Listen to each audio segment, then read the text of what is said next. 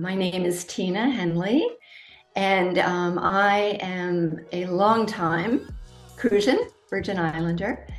Um, I was raised on St. Croix. I'm a photographer. I'm the daughter of Fritz Henle, who was a very preeminent photographer in the islands and beyond. And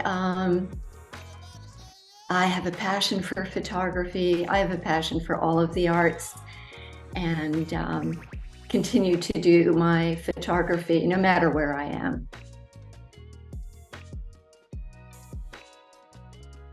So I got started at a very young age in the world of photography.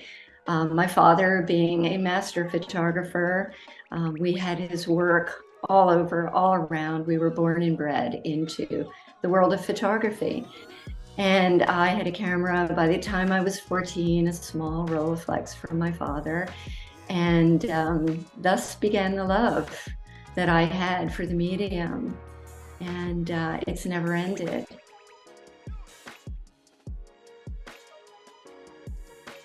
So what wakes me up, what gives me the desire to still do art is a passion for seeing. And I always look at my photography, even what, a lot of my commercial work, weddings or portraits, as a moment to really simply relax into the moment and allow for whatever is emerging there. And again, it's kind of the definition of not being a completely, it is the definition of being a straight photographer. But I feel like I'm a wanderer in my really creative work. So when I feel compelled to be creative, it's a meditation for me. It honestly is. And I just, open to the moment and allow it to be what it is. And more often than not, truly magic things happen. Seeing things that I might not have seen otherwise by just not trying to contrive.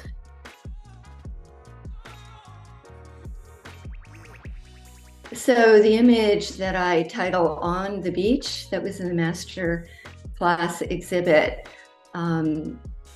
was compelling to me because it felt like it was a very abstract view of something very mundane.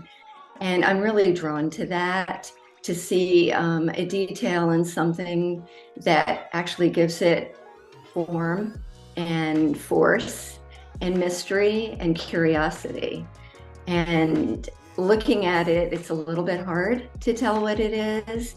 And yet there's a strength in it between the composition, the color that is part of it. So it's the mystery, it's the abstraction that is very often what draws me in.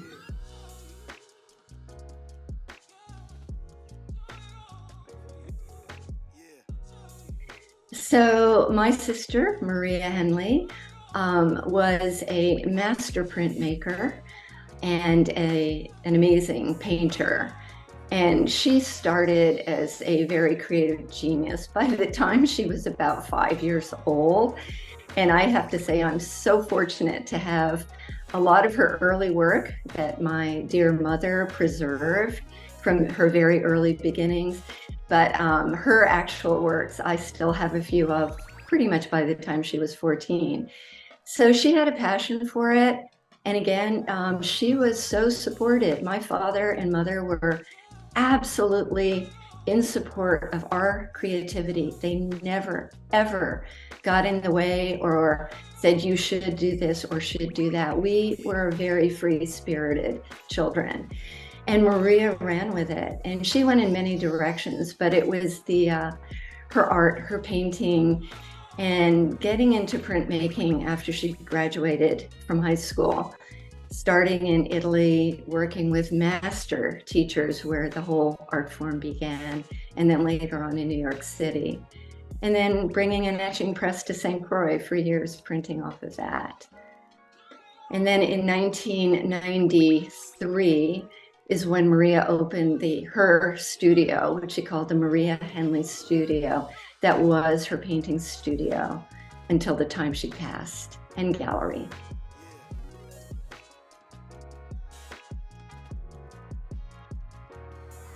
So my father, Fritz Henle, came to the islands in 1947.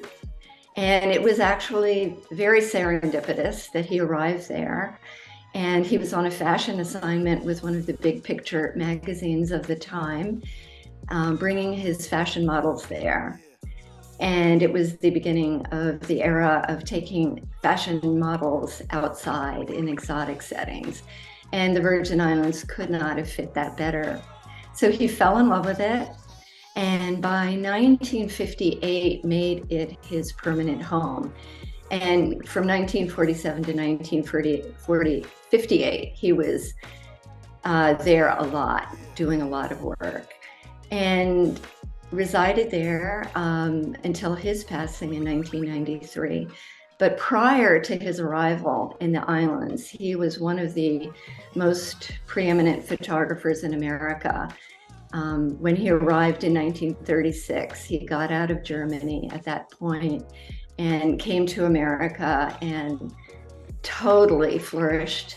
And his work became very, very well known all over the world.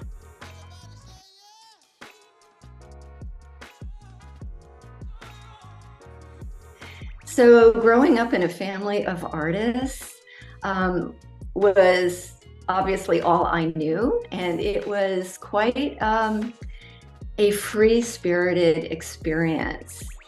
It was also very challenging because growing up under the shadow of somebody as large as my father had tremendous challenges for all of us. And my father, again, was nothing but supportive to us in whatever direction we may have wanted to go in. But it was challenging, but more supportive than challenging. For me, it might have been more challenging than for my sister in that I chose the same medium as my father. And he totally supported me, very much so, in moving in that direction. But in my early 20s, it was too difficult. And I actually walked away from it for a good 5 years and did various other things just to get to know myself in different ways. And then when I came back to it, it was, wow, instead of being under his shadow and feeling the challenge of it, all I felt was, how did I get so lucky to have such an extraordinary teacher and father?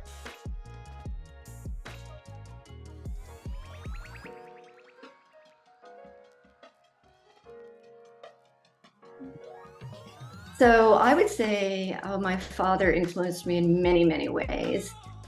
Just literally by being around his images nonstop. Our walls were plastered with them. And then they changed every month because they went to galleries. I mean, we were a rotating gallery in our little home. Just by virtue of seeing them.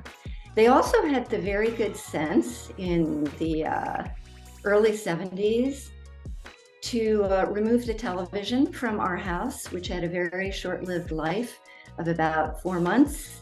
So we were very encouraged again to read, to do our art, to go outside and play, to go swimming, have fish tanks. You know, it was always about encouraging, and that was a huge influence.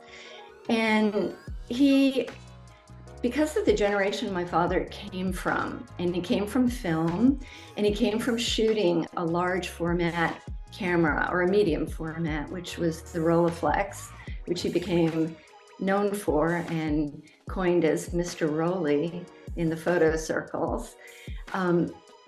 Shooting like we do today, digitally, nonstop, as if it were a moving film, was not what you did. It was very expensive, and it was all about really training your eye to see and not shoot until you were really sensing that that was the moment.